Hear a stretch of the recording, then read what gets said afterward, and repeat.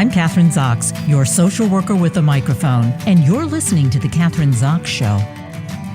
Joining me today is Dr. Richard Westreich. He is a New York City plastic surgeon pursuing his passion for music and drawing attention to critical issues along the way. When Dr. Richard Westreich is not performing rhinoplasty, facial contouring, or upper eyelid surgery at his New York City practice, he's pursuing his passion for music and helping local artists along the way. His band, Big Rich Energy, is currently on tour in New York City, and all of the band's proceeds go to charities that support local artists and music education. He also uses his music to draw attention to critical issues such as gun violence. Dr. Westreich has been recognized multiple times as one of the top doctors in facial plastic surgeries. He's been selected multiple times by Castle Conley and New York Magazine as one of the top doctors in facial plastic surgery. He can be seen regularly on several national news programs, including ABC, CBS, Fox, and Newsmax. Welcome to the show, Dr. Westreich. Thank you. Thank you so much for having me. Well, it's great to have you back on the show. As we said, I think we both, concurred that it was probably 2 years ago during COVID, although I think we still are during COVID, but just a little bit different in context. Am I right? I mean, you're the doctor. We're evolving in terms of the pandemic. Endemic, I guess, is what they want to call it now. But yeah, still definitely not out of it. But at least, hopefully for you, for me, most things have gone 95% back to normal. Yeah. Which is pretty good. Yeah. 95% back to normal, or never back to the way it was. We always go forward, right? And that's what it seems to me that you always do. You have, you're a physician and a musician. So you are... you use your skills in both, obviously, and then you have a passion for both. So how do the two connect? Well, I think they connect primarily through my left brain. Plastic surgery, especially facial plastic surgery, and especially rhinoplasty, are very kind of sculptural interventions from the standpoint of you're really creating shapes and forms using surgical technique, but ultimately just like, painting a picture, you're creating highlights and shadows and contour variations, and that's a very kind of creative exercise, provided that you look at it that way and not just like it's a recipe that you're going through steps. And so I think one of the reasons why I ultimately became a plastic surgeon was because I think that really appealed to, areas of my brain that like to be active. And I think music is kind of a very similar area of the brain. And I was really very passionate about music in my youth. I hate to say that, but it's true. And then I sort of got away from it for a while. And I would say one of the things that I got out of COVID was, with all the extra time and other changes to life, like I actually really spent a lot of time re-exploring, my creative side and the things that I wanted to do. I also started painting during COVID and learned how to paint and became very avid in doing that for a while.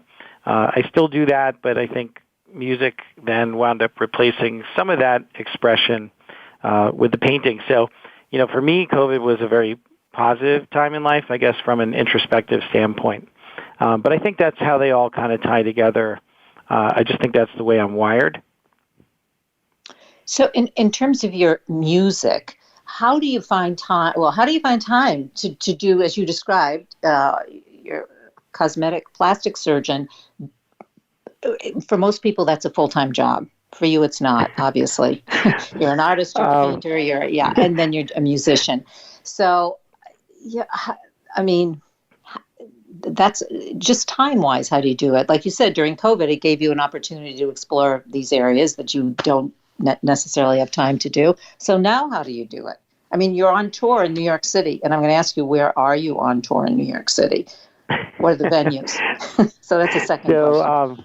We just wrapped up 2 weeks ago, and I am taking a 2-month break before we start doing some shows in the fall. Yeah, I mean, time is always a critical issue. I mean, I'm a plastic surgeon, I'm a father, I have a family, I have children. I suppose I just really try to make the most out of every moment in my day. And fortunately, I'm also somebody that doesn't need a ton of sleep, which can, I guess, cut both ways. But so, if I get 6 hours of sleep, I'm functional. So I think I just find the time whenever it's available. And one of the things that's nice about music, which was one of the things that I learned during COVID, because the last time that I'd stepped away from music, I was still recording on cassette. Just to give you a time frame of how many years that might have been. So I learned digital recording, and it doesn't take a lot of equipment. So I have a digital recording studio in my house, or in my apartment, I should say, and so it's always accessible. And that's, I think, made things very easy from the standpoint of being able to create new music, is that I can record it in pieces whenever I have the opportunity. And, I suppose I'm quite facile at it. It doesn't take, more than a couple hours to at least produce like a functional demo, which then I can bring to the band, and we can practice it. So it's fairly efficient, given the digital recording, and so I think that helps a lot. But yeah, you just got to find the time, and I think when you're passionate about something, at least in my experience, the time just always seems to materialize. I think that's really critical. I mean, I know they talk a lot about it today, but you can be very skilled. You can be, have an expert in whatever your field is. But if you don't have the passion, it doesn't work in the same way. And you're a perfect example of that, both as a musician and a physician. I'm going to go back and forth, but as a physician, you were describing yourself as an artist. You're creating a new face. In some cases, have there been any time when you do it and you've done the surgery and afterwards, and the surgery went well, but the patient didn't like what you did, and had to, of course, yeah. Obviously you want that to be a minority of the time, and fortunately, it's the minority of the time. I would say a great number of those situations, you can provide solutions, and as long as you continue to strive towards making them happy, out of the, let's just throw out a number, 1% of people that may fall into that category, you can make 90% of that 1% happy by just continuing to, maybe do another surgery or a little tweak or something to kind of move the needle in the right direction. And I think that's, again, really important. I tell my patients, this is biological sculpture. So it'd be a lot easier if it was marble. You make it stays for, thousands of years, but, from the moment at the end of the surgery to, 6 or 12 months later, these tissues are actually evolving and changing as they settle and heal. And so you can't always predict things. And the way that one person heals and the way that another person heals is different. And I do a lot of revision surgery, not necessarily on my own patients, obviously on other patients. And it's interesting because when you're doing a revision, I almost find it easier in some ways because you now have more information about how the person reacted to the first surgery, right? So you can modify based on that new information that you didn't have. Say if you do an operation on somebody and they don't contour as much as you expected, well, now you have that information, and so you can be more aggressive from the contouring standpoint, knowing that you're not going to get the full result that you see at the time of surgery. Does that make sense?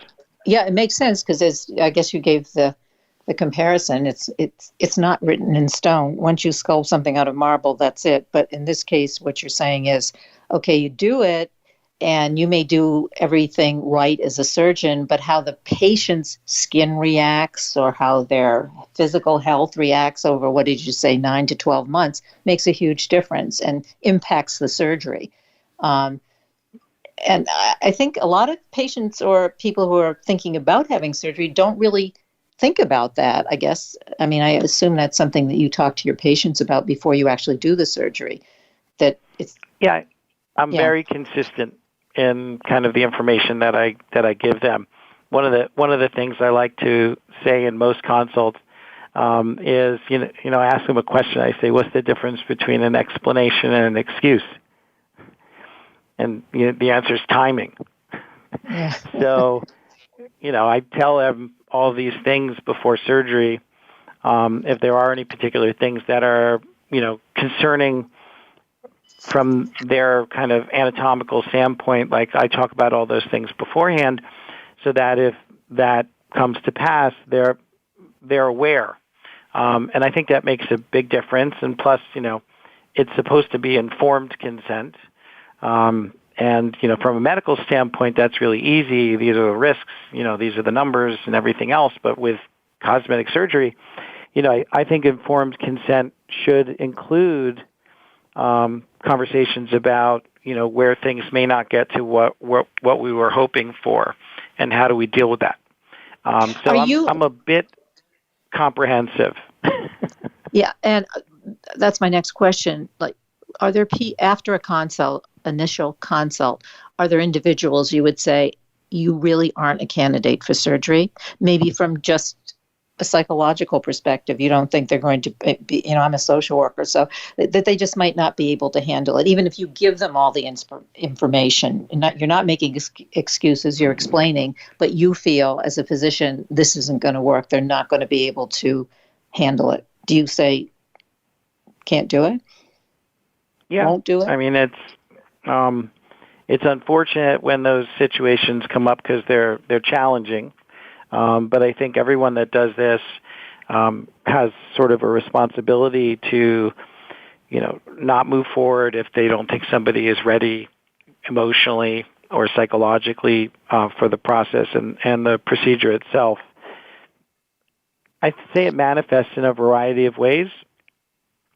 Probably the most common thing is, somebody who continues to ask the same questions over and over and over again.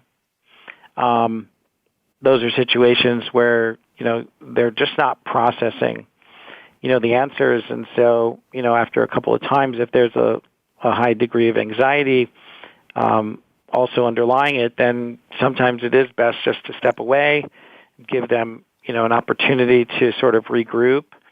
And a certain subset of those patients will kind of come back with like a more relaxed mindset and be able to kind of go through the process and get the surgery done, but some don't. I even once had to cancel surgery like the night before, which was really terrible. But, at the same time, we kept meeting and there seemed to be a resolution, and then maybe a week later, like all the same things would come up again. Yeah. And I just didn't feel like, having the surgery was going to diminish their level of anxiety. So yeah, you have to do those things. You also have to look out for patients that might suffer from, body dysmorphic disorder. And certainly the other real significant issue is if somebody is doing the surgery for external gratification, like if they're trying to make their husband or wife happy, or they're trying to do it for career advancement, or let's say an actor, for example, who is trying to do it in order to either take on new roles or keep the roles that they're having without kind of aging out. Those situations are challenging because you can get a perfect result, and then if the external gratification doesn't come to pass, then the patient's going to blame the surgery. So those are a few of the things you kind of look out for. Yeah, and that's a good example. I was thinking my question was going to be, is it just taking somebody's partner, for instance, is that a family affair? And I guess you've answered the question. Yes, the patient may be feeling, or the potential patient may be feeling pressured to get the surgery, but doesn't really want to get it. Or the opposite, like in a couple where the patient wants surgery, but their partner doesn't want them to get the surgery. Take the risk. There's always some risk, obviously, in surgery, would be another example. In terms of breast augmentation, I can name you 2 or 3 cases that I'm familiar with where women had surgery because their partners wanted them to have it, and they didn't necessarily want to, but felt pressurized to do it, to have bigger breasts, for instance. Yeah, and also another thing to think about is, if you're having issues in your relationship and you just are hoping that becoming more attractive is going to bring your partner, back in and sort of help solve the relationship. I mean, that manifests in a lot of ways. I'm sure you could probably expand on, it's like getting a dog or having children or buying a new house. People will do things to try and kind of save their relationship. But, obviously having cosmetic surgery is probably not going to save your relationship. And so that's a situation you want to try and stay out of as a surgeon. Right. Yeah. All right. Getting back to the music now, because we don't have a lot of time left, but the band. Sure. Yeah. All right. The band, your position in the band. And I know I said in the beginning, in the intro, you contribute the monies that you make from the band, the millions that you make from the band. Oh, yes. I was fully expecting to be on tour with Bon Jovi by this point, but, we'll just blame COVID. I don't know. Yeah. Obviously over time, one would hope that those, that the revenue stream would go up, so I'd be able to, kind of give more to those charities. Interestingly, I'm actually trying to become like an official 501c3 for the music and art, in terms of just being able to pass those funds on very cleanly to the organizations. But even despite that, I would say it's been very rewarding. One organization in particular, the Musicians Foundation, the representatives have come to the concerts and spoken at the concerts, and I think they've been very appreciative of the support. And I think there's lots of really wonderful organizations like that, so I'd love to be able to do more. But, music is not the easiest industry to get noticed, and so fortunately there's some merchandise sales that also have given some revenue to contribute to these organizations. And I would say that the Big Rich Energy merchandise is probably on par with the ticket sales. No, but that's great because in my experience, when we were talking about COVID earlier, the professionals that have suffered, I don't know, I'm saying maybe the most or one of the most, are musicians, obviously, who are out of work and had no other revenue coming in, no opportunities to make any other monies, and that's been a real struggle for them. So what you're doing is great.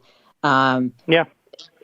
I mean, and really needed. I think my first show in February was like the week that Arlene's Grocery, it's one of the music halls in New York, actually officially reopened. So, put it into context. That's only 6 months ago that live music venues actually reopened. And to be honest, I think there's still a significant part of the population that's afraid to even go to these things. So I think musicians have definitely struggled. Obviously, we know about Broadway and actors, but I think all the people in creative fields, there was no audience for almost 2 years, which is astounding. Yeah, and I was one of those people who would go and with my masks on. It was actually just recently that you could take your mask off, so people were afraid to go. What about the other musicians in your group? Are they all surgeons? No, I have all professional musicians in the group with me, which is nice, because that's another way of supporting, right? Yeah. So I support them personally. There's one other plastic surgeon that I really wanted to be in the group with me, but he just had a new baby, so he has too much on his agenda. But I am optimistic that in end of 2022, 23, I will be able to bring him in. He is a fabulous guitarist. He's a fabulous guitarist, and who else? Namely, your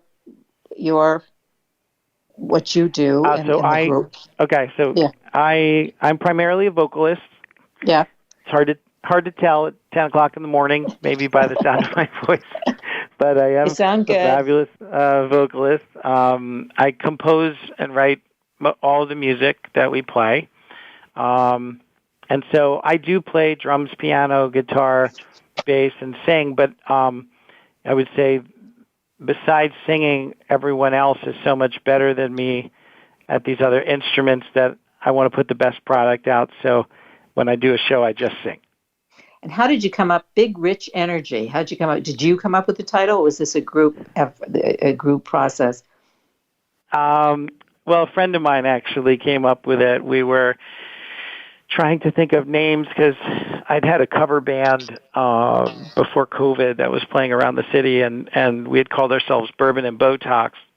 But then I decided that it sounded too much like a plastic surgery event, and so we were just trying to come up with names that had the word rich in it. And then Big Energy, you Googled it, and Big Energy, or Rich Energy came up, sorry. And then, she put two and two together, and this was right, about 6 or 7 months ago when that phrasing was becoming very popular with big blank energy, no matter what. It was everywhere.